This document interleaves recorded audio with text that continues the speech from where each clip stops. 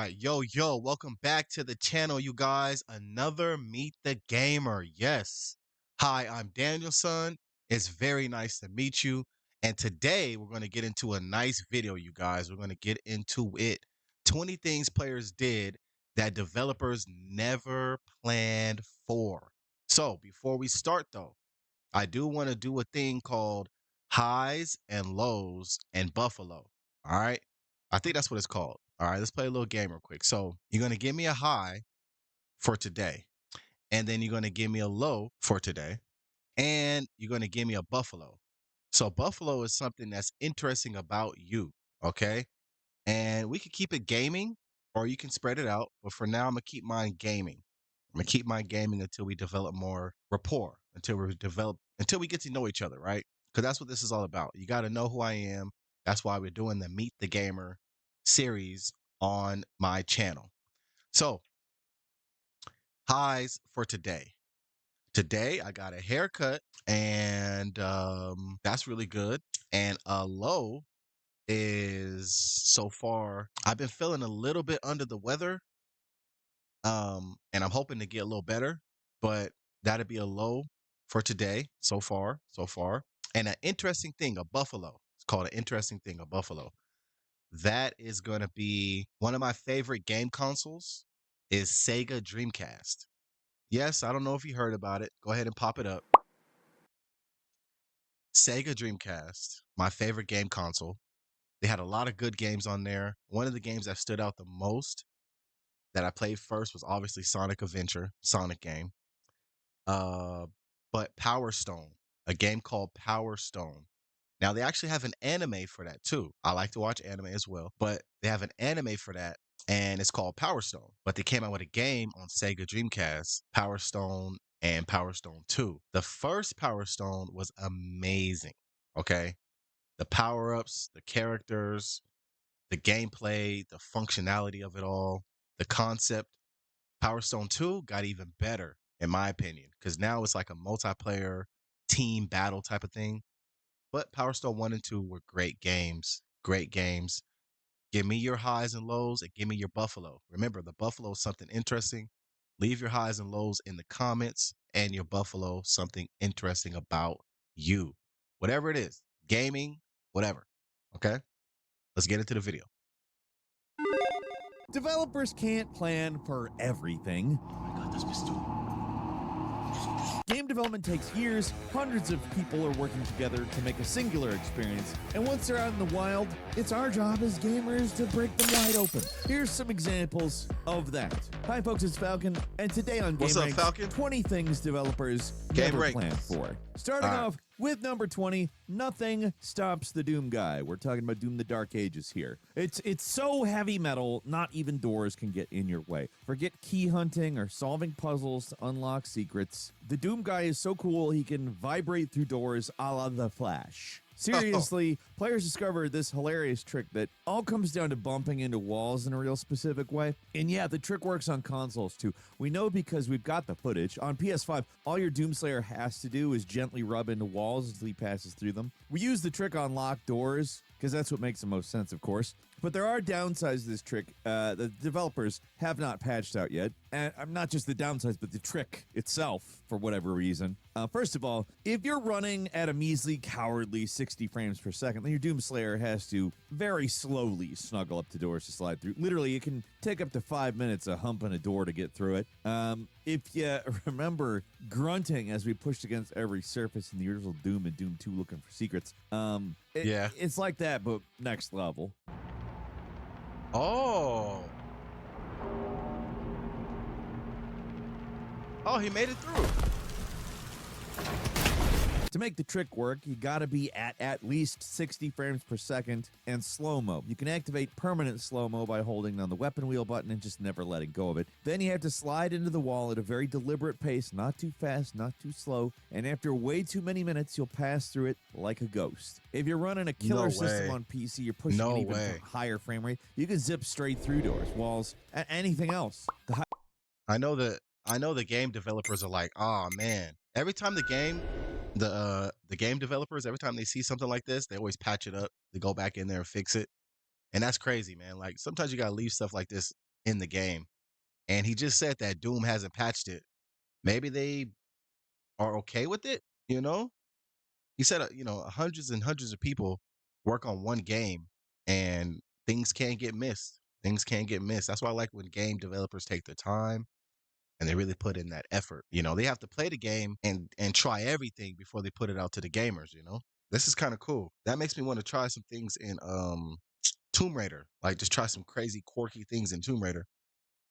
Hold on, let me get myself adjusted here, man. Higher FPS, the faster you sneak past stuff. It's a totally non-metal way of moving. Oh, look at the bottom. Look at his character. Look at the eyebrows move. Watch.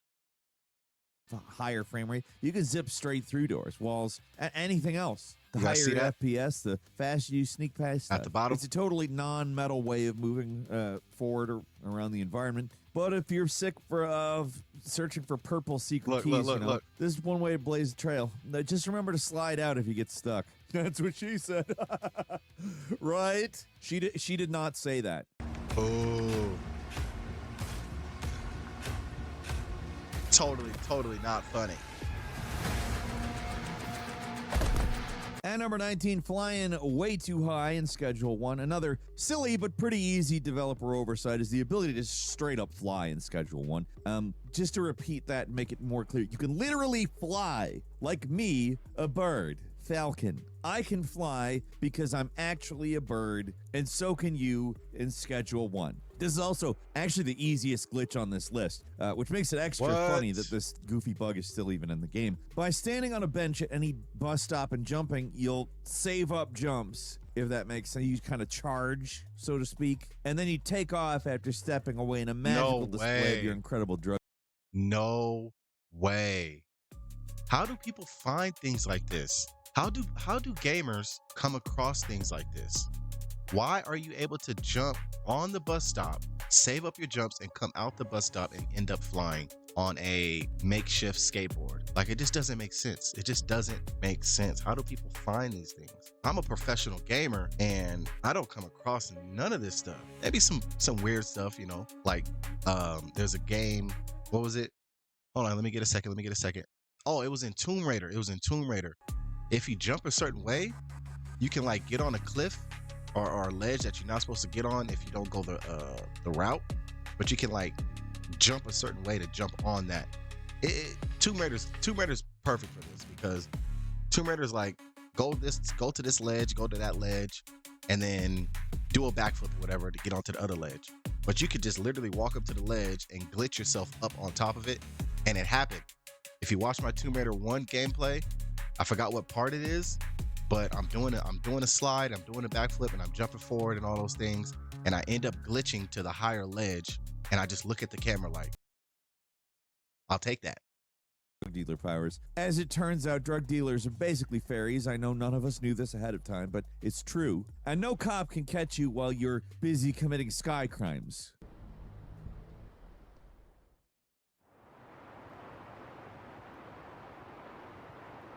This is crazy. At This least is crazy. until this early access game adds if they had helicopters, we're screwed. It's generally one of the most fun tricks in any modern game. It's because it's just so weird. Of course, it comes from a weirdo indie wonder like Schedule 1. This is a trick anyone can do. You don't need patience at all. It's basically hard-coded in the game. First there was bunny hopping and Quake, then there was skiing on slopes and tribes. Now we're selling drugs and flying. Not on the drugs, but like literally through the air. Please, more dumb tricks like this in video games. Thank you. Like I said, this might be cool to do in this game, but I myself don't play this game, and I do not condone any drug use or any selling of drugs at all. Message! That's why if you read at the top of my videos, it shows a disclaimer at the top.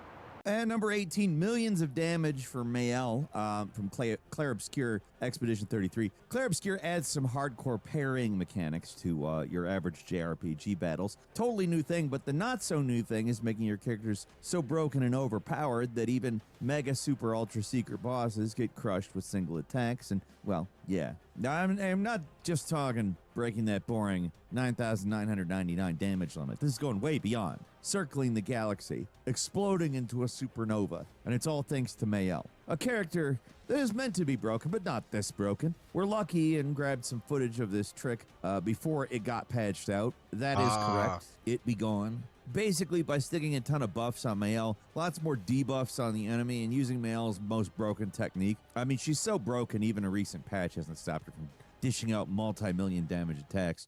Get out of this, Countess. Million damage? Oh my gosh.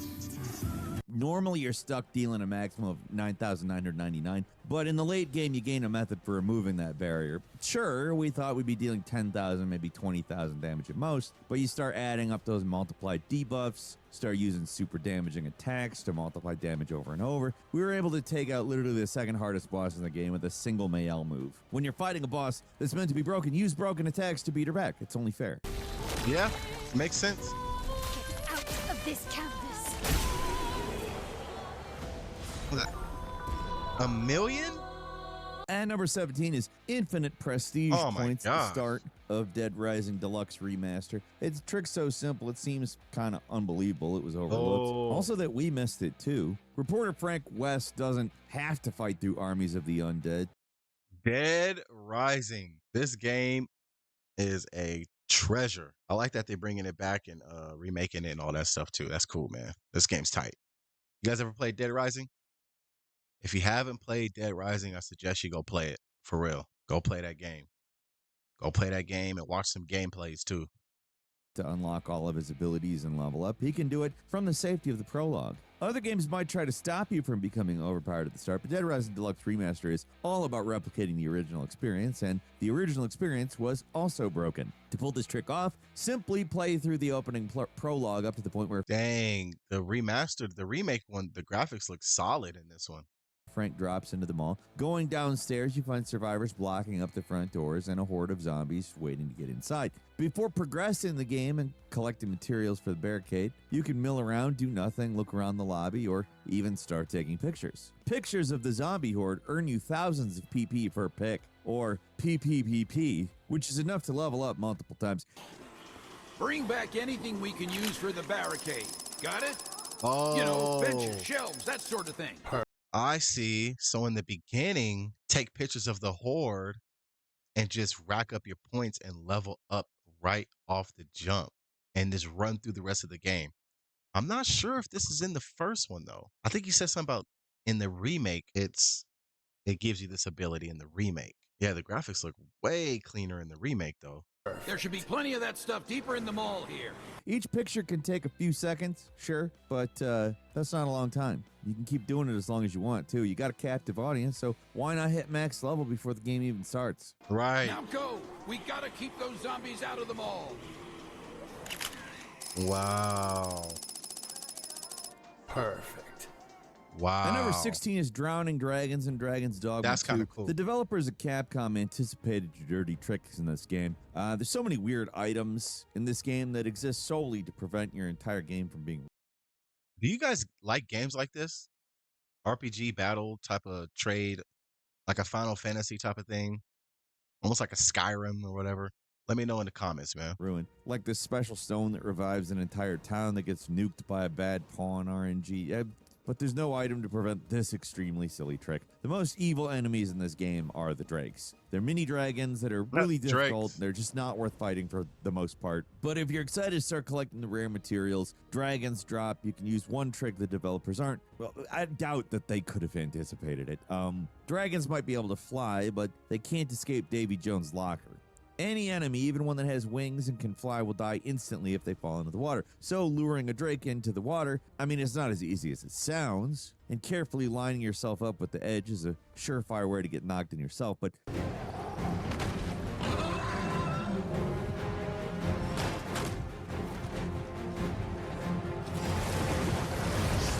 Oh, do you die? A little practice, this dirty trick is hilariously possible. It's so funny watching a big monster with piles of health get wrecked so viciously by the brine. The brine is a kind of monster in the water that consumes anything that falls in. You'll get one freebie death if you Oh. drop. Monsters do not get this same courtesy, of course, so blocking attacks or nudging them over a ledge with an attack is a good way to efficiently earn XP. No, you won't get any materials because they fall into the sea, but you do reap the XP rewards. And the funniest thing is seeing monsters that should be able to fly eat so much dirt. They fall like friggin' stones. It's so nice putting a monster down easily for once.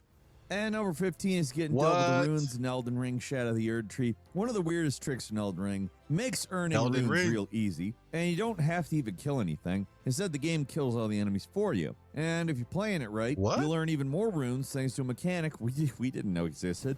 So the trick's found in the raw instant ruins east at the big giant bridge. It's reachable through the Shadow Keep. At the big bridge, there's a whole lot of lame weaklings milling around doing not much. These boring fodder enemies they're not worth cutting down, but we don't really have to thanks to this gigantic furnace golem. These mega bad guys pop up Whoa. on certain sections of the map. They're some of the most evil enemies in the game. They are so overwhelmingly powerful that a lot of players didn't even realize they could be defeated. But here's hoping you didn't defeat it, because they stay dead permanently. If your Furnace Golem is still alive, you can use it to earn thousands and thousands of runes per minute. So approaching the bridge from Per the checkpoint, minute? you'll see the big golem lower its head and prepare to launch a killer fireball swirl, basically like a fire tornado if it's facing you. Normally this is an oh crap moment where you desperately try to dodge. Don't. And instead run back to the checkpoint and rest exactly as the fireball passes through the low-level weaklings. Oh my gosh. The things that players find out, bro. This is crazy. You know how much XP you can get? You could just muscle through every boss once you're leveled up to the max, just whooping. Look at his health bar. Look at his stamina. He's probably been doing this for hours.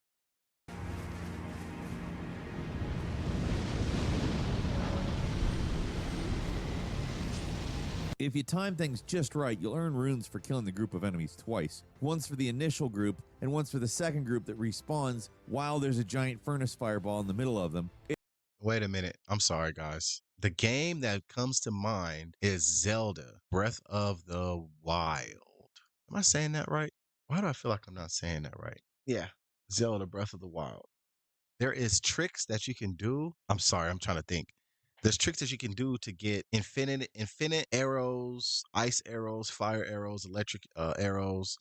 I'm not sure if it's patched up, but in Tears of a Kingdom, that stuff doesn't work. Like, I went and fought the boss, man. I had like 500 bomb arrows, 500 ice arrows, 500 fire arrows. I was loaded. I had all the armor. If you destroy a certain fire golem and then reset and then do it over, reset and then do it over, you can keep getting the most precious runes. And it would just level you up like crazy because now you can buy everything, or you can do the food hack where you cook something and then you pause it, or it was a way you have to do it. You guys got to look it up, but it was a way you have to do it, and it was crazy. It was crazy. I was loaded. Um I was selling like the same merchandise over and over, getting the money over and over. It's just crazy stuff. And then you can get the shield. You can get the Haru shield early. You can jump in the castle early from coming through the back, coming through the bottom. There's just so many cool things you could do.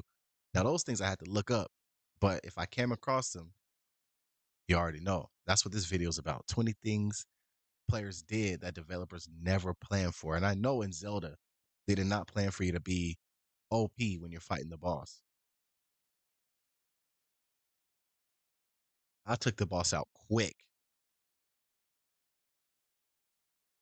I ended up hitting the boss with like 15 shots and the boss was gone. I was like, come on, man. But I prepared though. I prepared before I went to fight the boss.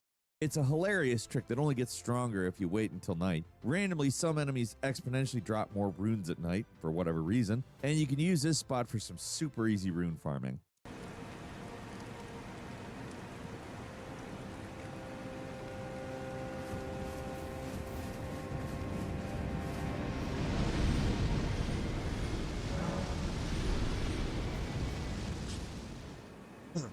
And number 14, becoming Neo with the right Excuse perk me. in Assassin's Creed Shadows. This is just too good for Ubisoft to have planned it. It's that simple. There's a Becoming Tonto at the Neo. start of the game that turns Nawe into an unstoppable killing machine that turns even the hardest difficulty into a total joke. Why?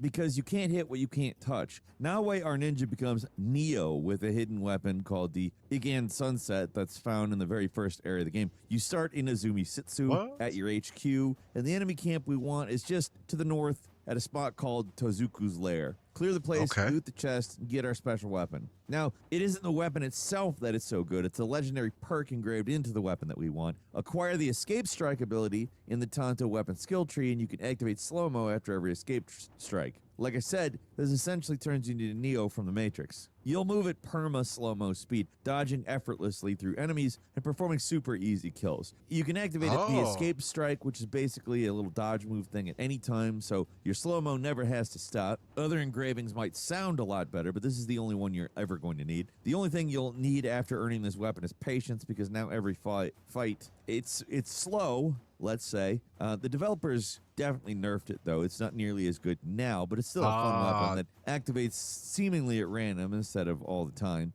And It number caught on. 13, create your own army in Pal World. It's gone through some changes. Biggest Oh man, Power World? Power World's still out there? I haven't seen much of Power World. You guys ever play Power World? And did you guys ever play the Assassin's Creed Black Shadows? Shadows. We were just talking about that in our last Meet the Gamer. We're talking about Ubisoft and all that stuff. Check that one out. It should be the video before this one. site has nothing to do with stolen IP or Pokeballs, blah, blah, blah. Nintendo can suck it on that. You guys know I love me some Nintendo, but a big wrestling suck it to them on Pal World. If you have the spooky little guy Daydream, you can create an entire mini army of angry diet Pokemon. The Daydream's key item necklace allows you to summon an extra Daydream and stand outside and fight with you, but doesn't stop at one. You can summon 2, 3, 4 at the same time. Way more pals than you normally have watching your back and ambushing other pals.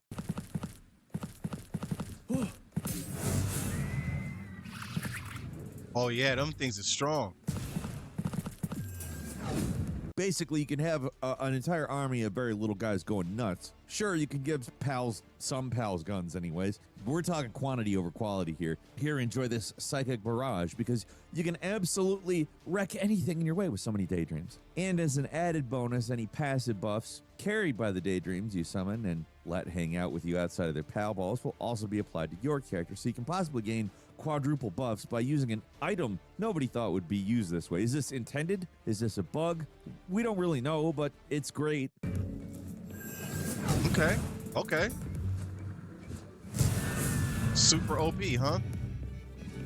Oh yeah, you gotta have a good squad with you on this, man. You gotta make sure your pals are like leveled up and everything. You can go take down anybody, really.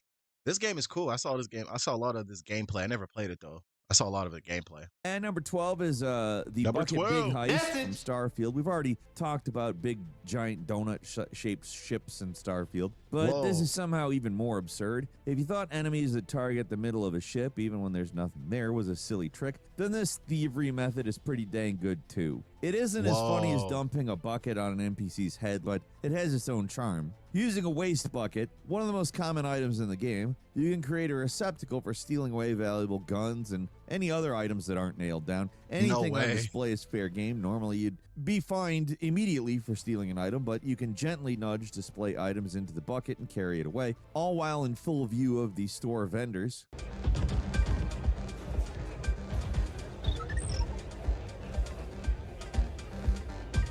What is that? Is that like money in the game or something? They don't care as long as you don't pick up the stuff. This is a weird physics trick that the developers couldn't consider, and it's one way to get around a different trick. At launch, by finding the right exact spots in the ground at certain vendors, players could access the shop inventories and rob them blind. The actual shop inventory crates turned out to be just under the mat floor, and unfortunately, to stop everybody from having, I guess, too much fun in their game, Bethesda patched the crates so they're a few centimeters further down, so you can't reach them anymore. Like, you guys, you understand why people play your games, right? It's not because they're not janky messes that we can exploit, Bethesda. I can't wait for the next run. It's gonna be one to remember. This is crazy. Let's keep it that way. And number 11 is a That's handful crazy. of magic dice, or die, or whatever. Most of the time you're struggling to survive in the realistic world of Kingdom Come Deliverance 2. Your lowly character has to fight for every coin and scrap of food you get. It's a game where you start with nothing. You're Sounds like life. This game sounds like real life. literally stuck in your underwear, and it only gets worse from there. There's a way to completely break the game, though, and all you need are some magic dice. Dice is a game of chance you can play all over the fictional historical version of Bohemia, but if you want to become unbeatable, you can collect a full hand of dice called St. Antiochus's die. Normally, these dice are so rare, you only ever find one, but if you pickpocket and loot the right spots, you'll get a full hand. Oh, I see. Dice that always land on the number you want, probably.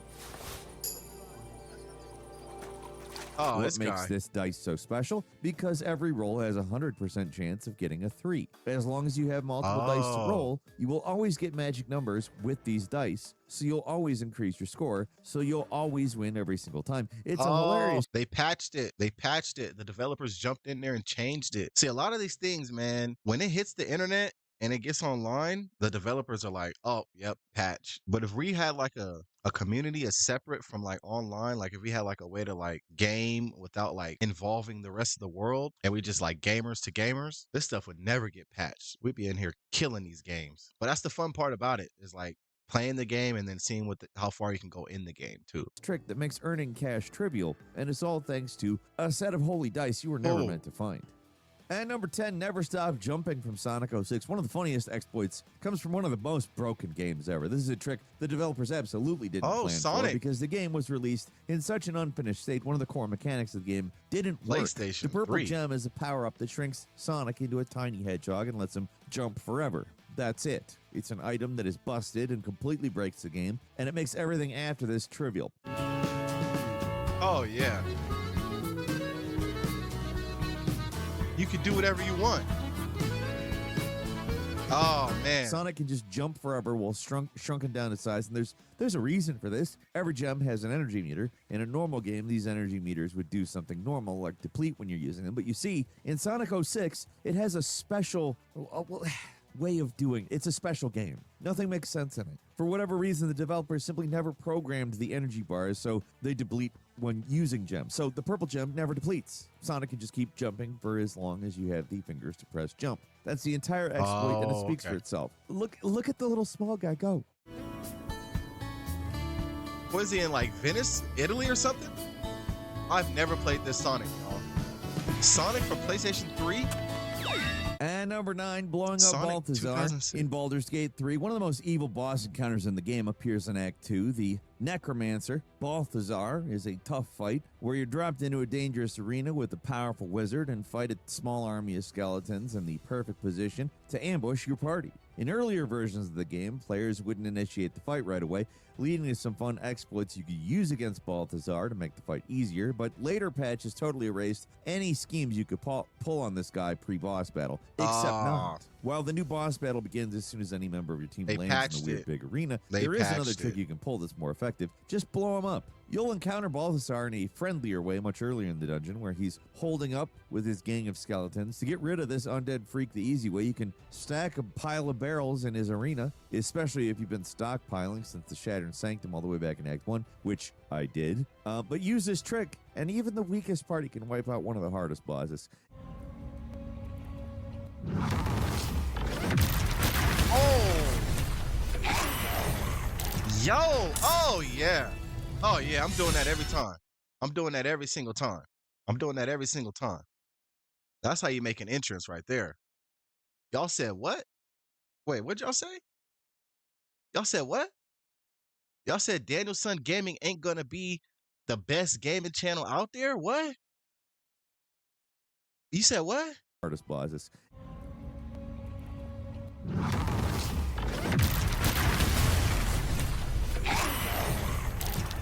Oh, yeah. I'm coming to your house. Watch this. Party can wipe out one of the hardest bosses. I'm coming to your house. I'm at your front door. That's some Call of Duty right there. Look at that. And of Oh course, yeah. it's the one trick the developers actually did plan for. Pulling off dumb Oh, stuff like this is exactly what they want you to do. There's so many contingencies for look purposefully at that. breaking the game. This one, they just can't patch it out. And number 8 is driving up a wall in Battlefield 2042, a spectacularly broken game on release. All you have to Battlefield. do is look at all the hovercrafts driving up the sides of skyscrapers, and you'll get it. And one of the weirdest, funniest physics bugs in a Battlefield game, players use hovercrafts to skip the elevator and raid the tops of skyscrapers.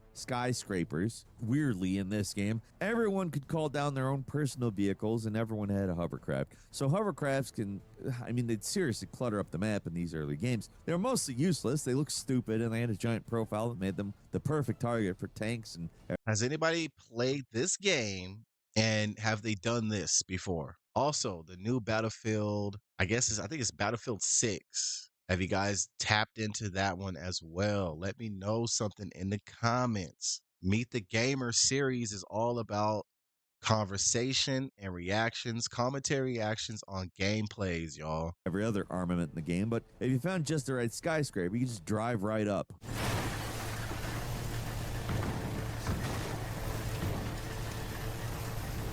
No, he's not.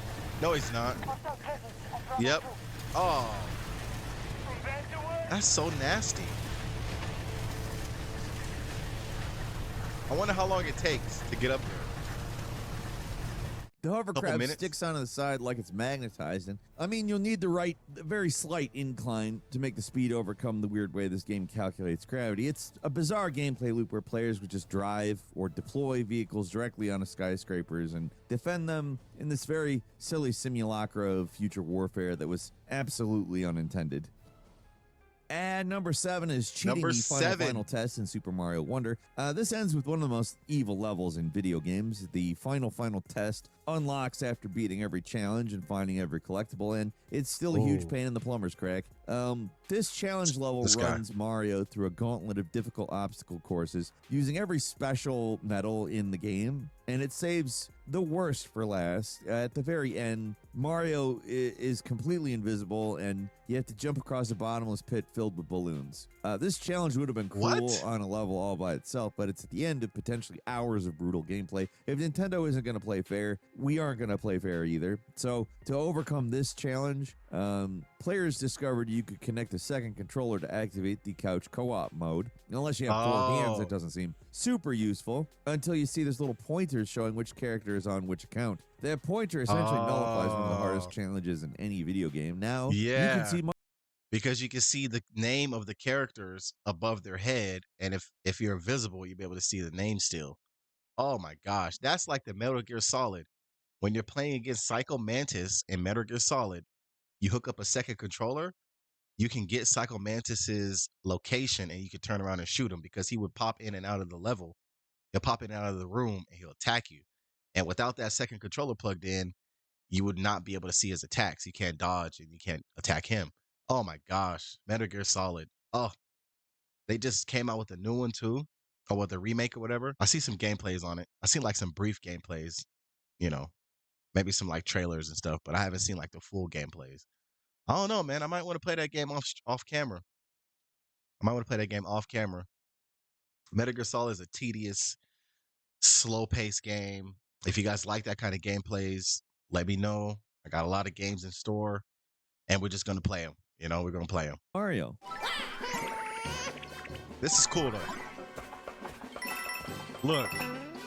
Look. How would you play a game with an invisible character? That's crazy. Nintendo tried to really make us play this game for You'll life. also probably want to ditch Mario and play with Yoshi. His flutter jump makes recovering from mistakes a lot easier. Combine those 2 tricks, and an impossible level becomes aggressively possible. And number 6, Unleash the Heavenly Number Barrage in 6. Tears of the Kingdom, a game that challenges players to get creative with their weirdo solutions. We don't really think hunting monsters with chickens is what they had in mind, though. Ever since the old games, Cuckoos would swarm Link if he tried to attack them. It was a fun little punishment designed to correct players. It got a little too violent with the cute creatures in town. Cuckoos return in both Zelda Switch games. They'll swarm Link if he keeps attacking, just like before. But there's a crucial difference with these ones. You can I'm glad that Zelda's on this list because we were talking about Zelda earlier. Check out the things. Watch this. Watch this. Pay attention, you guys. Pay attention. Let's go. Let's go. Let's immerse. They'll swarm Link if he keeps attacking just like before, but there's a crucial difference with these ones. You can pick them up and you can throw them at enemies, and if an enemy manages to damage one, they'll get the same treatment as Link. Oh, no way. An army of chickens will spawn out of nowhere and start attacking from all angles. This can be used against regular big monsters I or remember against this. actual... You guys remember that back in the Ocarina of Time? I forgot what Zelda it was, man. It was a gold Zelda cartridge for Nintendo 64. I think it was Ocarina of Time. And if you hit the chickens too much, then a lot of chickens will come and beat you down. I'm glad they put this back in. And this is a shout out to the original one of the older Zeldas. That's tight. That's tight. Good job, guys. Good job, game developers, on this one. The fact that the chickens attack the enemies too, though, that's classic. Nowhere and start attacking from all angles. This can be used against regular big monsters or against actual bosses if you're patient enough to carry a Kyuko all the way out of Hateno Village. Hateno, and whatever. I've been there more than enough times to not care. I don't know. This is a fun little weird trick you're never really meant to use. And number 5, breaking the training course in Wolfenstein 2, The New Colossus. The training course in this game is meant to be impossible. There's no way to run through the course, shoot all the targets, beat the best score on the board. If you want to win, you got to cheat. And players found a way to completely bust open the silly old challenge for no good reason. Just because we could, I guess. To conquer the course, you'll have to use the diesel Kraftwerk weapon to remotely detonate explosives before the course even begins. That means searching the course for pop-up targets and pre-placing those bombs before the timer begins. Once that's set, you also want to equip the constrictor gear that allows BJ to crawl.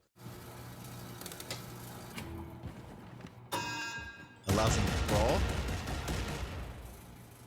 Under a wall of torpedoes, skipping through a section of the track and getting even faster times. The developers didn't think we'd take the challenge so personally, but there's a leaderboard, right? So that's just going to happen.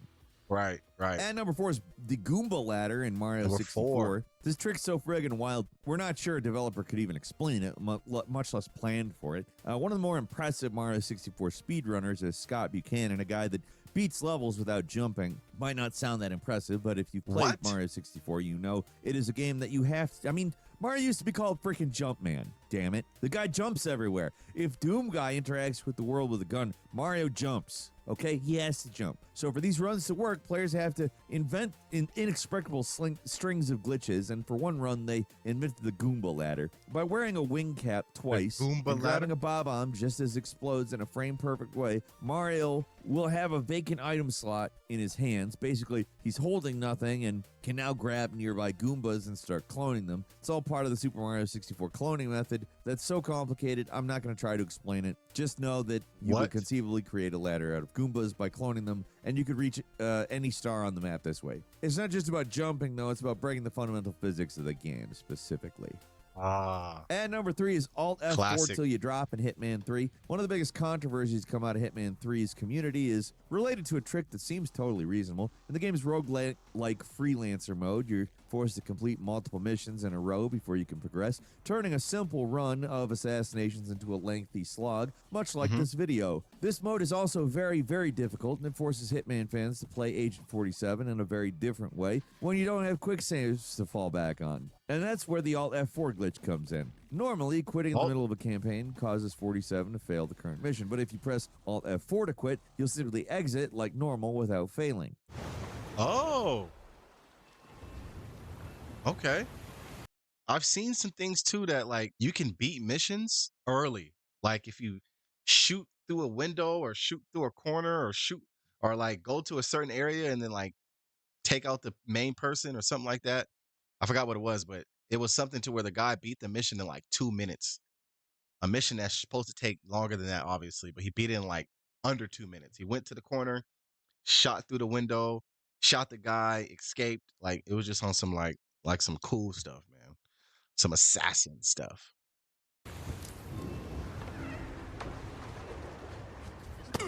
Oh.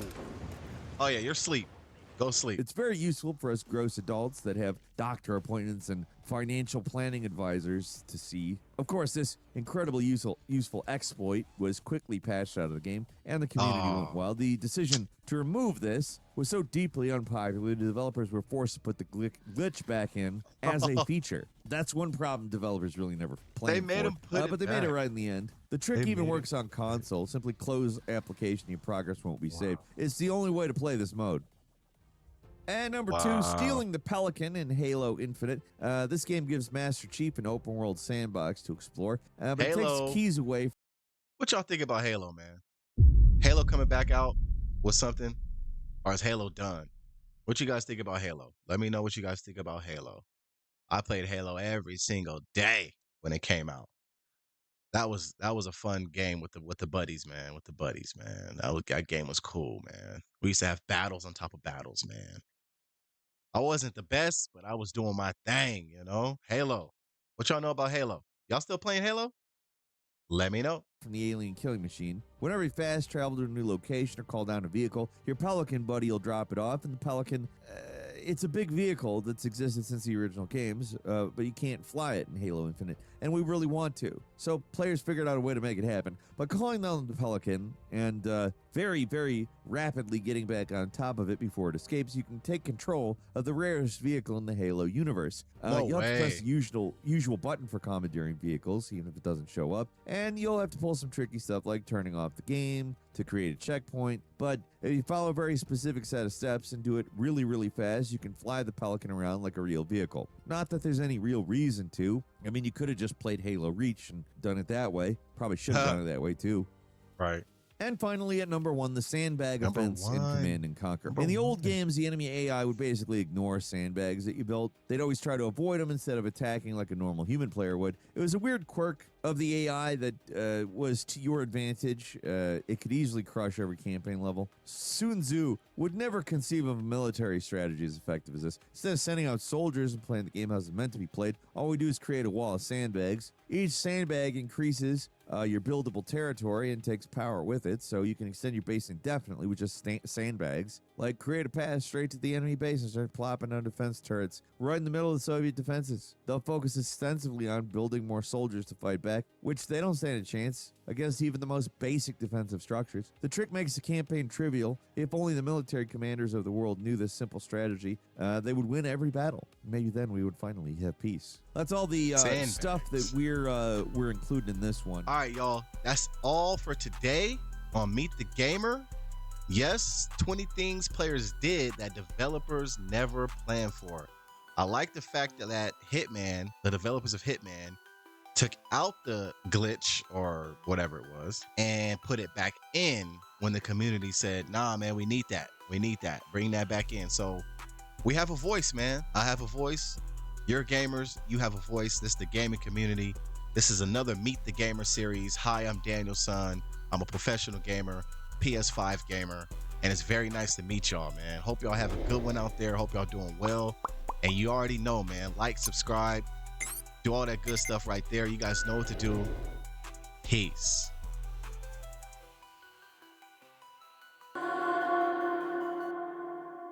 Maybe I got